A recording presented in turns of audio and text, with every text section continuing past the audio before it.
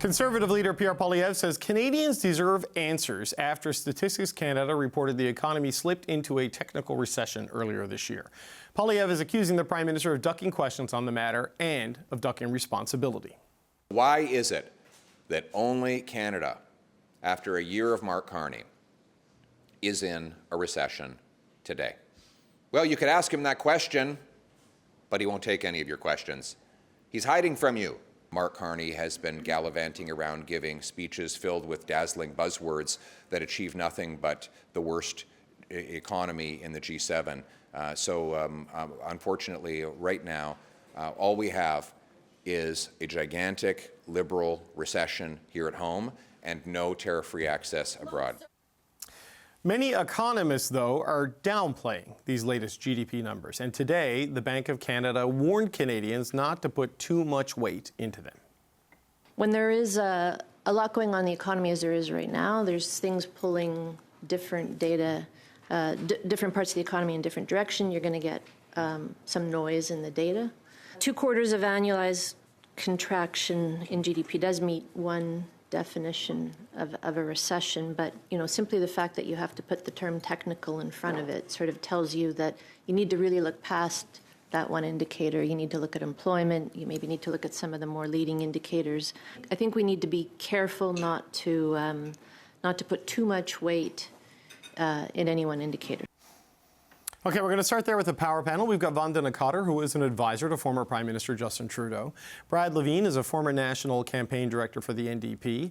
And Rob Rousseau is here with me in the studio. He, of course, is the Canada correspondent for The Economist. We're waiting to connect with former Conservative Cabinet Minister Peter MacKay. We had to start a little bit early because of the delay of the Prime Minister's event, so we're hoping Peter will join us soon.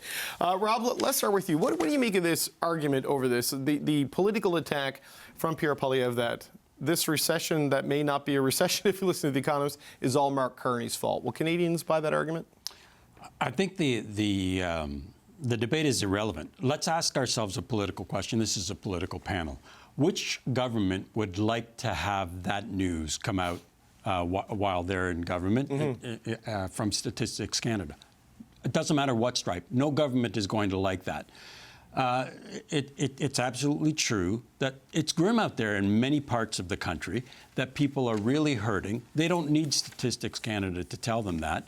The other truth, however, is that Canadians seem to have put their trust in Mark Carney to try to resolve that. And up until now, he hasn't been able to do that. He has an opportunity to do that. He has some real obstacles in the way of doing that. We still have a problem getting infrastructure built. We are still kind of a beehive of uncertainty. When you look at our political uncertainty here in Alberta, looming in Quebec, uncertainty over trade. There are huge obstacles and yet huge opportunities in Canada. We have things underground that everybody wants to buy from us. We're just having trouble getting that out of the ground and getting it to market. So is it a recession? Is it not a recession? Irrelevant. It's bad news. And nobody should be able to run away from the fact that it's bad news. Are people hurting? They are. Do we have opportunities? Yes. Has the Prime Minister delivered yet on those opportunities? To be determined. No, up until now he hasn't, but to be determined. But Brad, on the central attack there, this is Mark Carney's fault. Yeah. Will people buy that? Do people think that? I'm not trying to say in any way the economy is in great shape. It is at best stagnant and flat. But are people going to blame Mark Carney the way Pierre Poilievre is? I don't believe so. And I think that Poilievre is missing the larger picture. That is, I don't think that most Canadians would blame Carney for the troubles that we're having. Now, what Poilievre should be doing, the opposition, is attacking, the absence of a plan for things like jobs. So, to pick up on Rob's points about facts, whether or not the economy in the second quarter went down by 0.1% is irrelevant to the people at home. I think that Rob's spot on because they've already been suffering. If you take a look at something that you can't debate, and that's the unemployment number. We have a 6.9% national unemployment rate. We lost 18,000 jobs in the month of April, most of them in manufacturing, in wholesale retail. These are predominantly full-time jobs, particularly hitting young people. 18 to 24. We've got an unemployment rate in the province of Ontario, 7.5%. These are real numbers. These are the numbers that I think that neighbors and communities actually feel. It's not the economists' numbers of what a technical recession is. Those people wouldn't benefit if it went up by 0.1%, whether it went down 0.1%. They don't care. They want work, they want jobs, and they want to know the plan is. The attack that the opposition should be going after, instead of it's all Mark Carney's fault, which is, I don't think, believable, because Carney has better numbers. More people have faith in Carney to turn the economy around than Poilievre or any of the other opposition leaders. It should be that his plan isn't working. Where are the jobs, Mr. Carney? Communities are suffering, because then people at home would say, yes, he does have an obligation to bring jobs. They haven't come yet. When are the jobs coming? And create a sense of expectation that the plan should start working soon, and after 12 months it hasn't been. But don't blame it on him. Blame his lack of action and the lack of results, because that, I think people would say, that's true. The Prime Minister should be coming through with some numbers on job creation. Okay, we're going to go to Vanda next, but just for those of you who saw the little flash cameo as he's signing on, Peter MacKay has joined the panel, so we're going to get to him right after that. Vanda, your thoughts on this? Brad did make the point that, you know, unemployment and jobs are kind of the numbers I think most people actually look at rather than GDP and contraction or not, and reminds me of the old expression, when your neighbor loses their job, it's a recession. When you lose your job, it's a depression.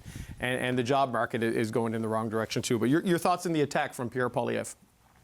I mean, let's think of what makes best use of time. I mean, we talked about how the language doesn't really matter. If you feel you're struggling, that's all that matters, right?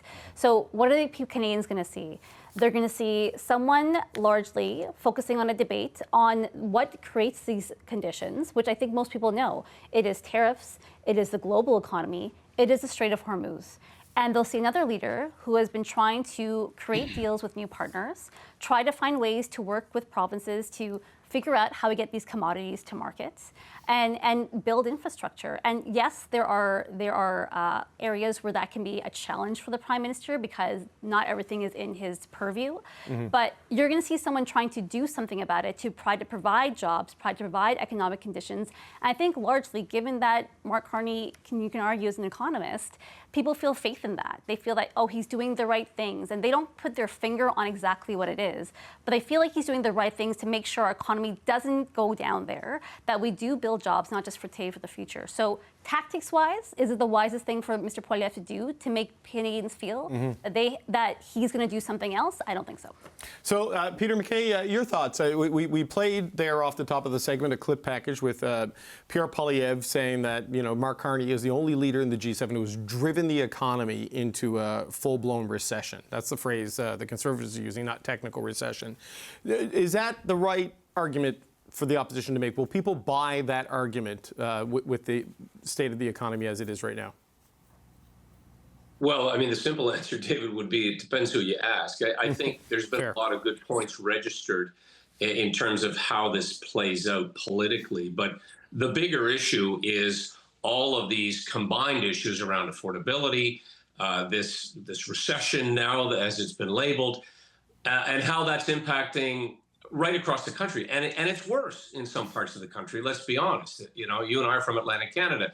We've seen more flatline periods in the economy over a longer period of time. So sometimes it doesn't hit the same or doesn't land the same here. But, you know, one of the monsters in the room that is looming and looming large is what is going to happen with this free trade negotiation, because that can pile on to the issues that we're seeing happening out there. Now, is this all Mark Carney's fault? No. There's a lot of, you know, combined factors here, including geopolitics and the cost of oil and how that is rippling across the economy. But let's not forget one thing that I'm surprised, actually, that opposition parties haven't pointed out more readily, and that is that Mark Carney was in the back rooms of the Liberal Party for 5 years, endorsing a lot of the policies, mainly the anti-resource policies that have contributed significantly, let's be honest, to where Canada finds itself now. Is he trying to correct that? Certainly. All credit to him.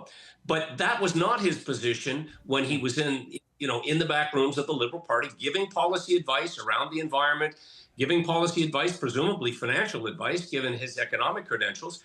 And so there is an element of that does stick to him, that he has to wear. he's changing that, and hence some of the pushback from within his own party. He's trying to get us more in the game on resources, on defense. But that is a more believable narrative, in my view, than saying this is all Mark Carney's fault. I think there are some facts here that can be presented that do leave a certain vulnerability for the Prime Minister. Rob, I wonder, in pursuing these lines of attack, you got to be careful as an opposition not to look gleeful at bad economic news, right? Like, you have to calibrate your criticism of the government without looking like you are being very self-serving in misery, right? You have to watch that. How do you think the Conservatives are doing on their calibration there? Well, look, why did Pierre Poilievre actually leap in front of Justin Trudeau in 2023, beginning in 2023? It's because he identified this trend of pain before anybody else did. And he got on it and owned it. Yeah, he talked about inflation before anybody else did. He talked about the dangers that inflation posed. And was prescient and won over a section of working class Canadians, took them away from both parties. We're in a period, I think, of our history, not just in Canada, but in the Western world, where policy is more important than politics. So to answer your question, when you talk about a liberal recession, you look like you're engaging in more politics. Is it smart politics? And is Mr. Poilievre on solid ground when he attacks the Liberals for the state of the economy? Yes, he is. But it's also an opportunity, and I didn't hear him taking advantage of that opportunity this afternoon by emphasizing politics over policy. He needs to talk more about what he would do with the issues bedeviling Canada, including primarily the issue that Peter raised. What would he do with the hammer that's pulverizing industry in Ontario and in Quebec in particular? How would he deal with the creature that is Donald Trump? That's an opportunity for him. I would suggest that he concentrate more on that than on the politics. You can't avoid the politics. We're in an adversarial system, but that's where the opportunity lies for Mr. Poilievre. Yeah, and Dominic LeBlanc, Brad, and Janice Charette, they're going to the U.S. tomorrow. Today was the deadline for Jameson Greer to present his list of irritants. It's like Festivus Day for NAFTA. It's a list of grievances they have put in.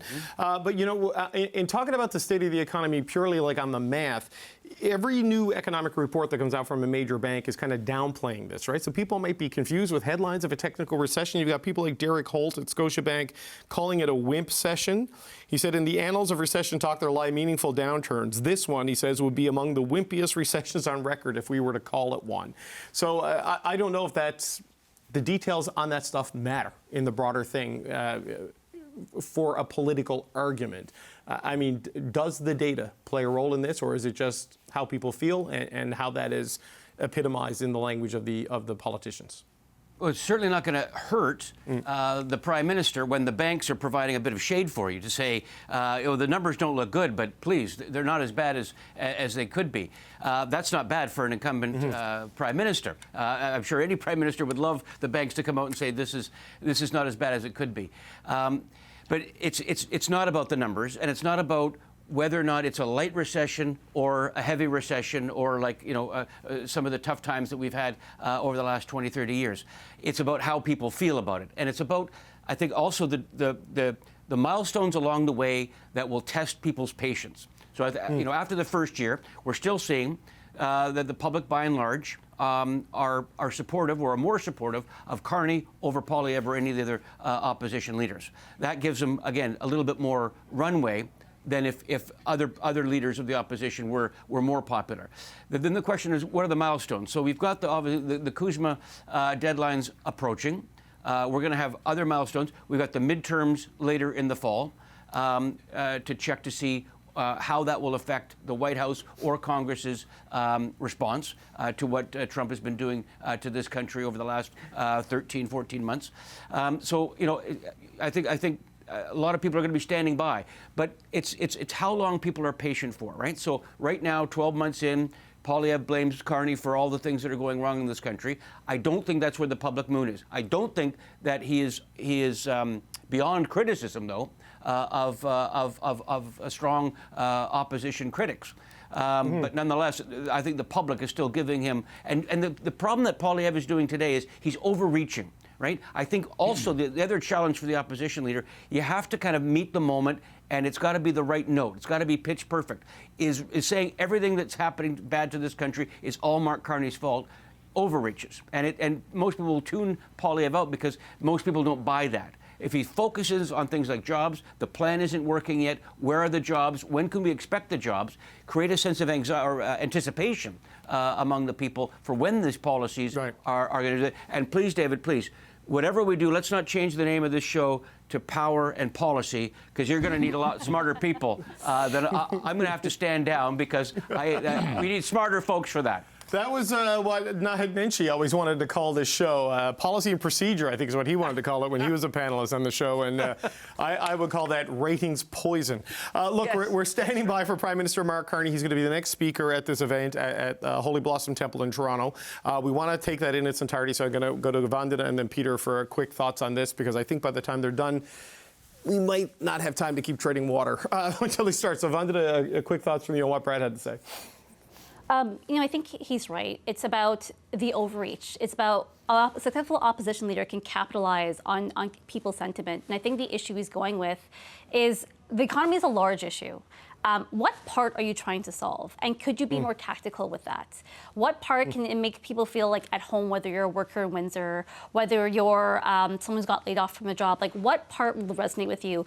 When you talk about overreach, liberal recession, and when people who are experts in the field, like bank economists, say things like, it's technically not, then you look at odds, and then you look like you're spinning. So that's not a successful remedy for any opposition leader. You have to capitalize on what people are feeling, and I don't think he's been able to do that with this comment. Peter, it's interesting to go back to Rob's example of how Pierre Poilievre surged by identifying the affordability tensions as an issue. The Trudeau government, in my view, ceded the battlefield on that issue to the Conservatives, didn't put up any kind of a fight. On the economy, the Carney government is not making that same mistake, right? So they are at least engaged in that fight on a daily basis, politically and rhetorically. Yeah, I think that's right. Although on the last point, I don't know that a central banker hiding under the shade or the cover of other bankers is a good strategy either.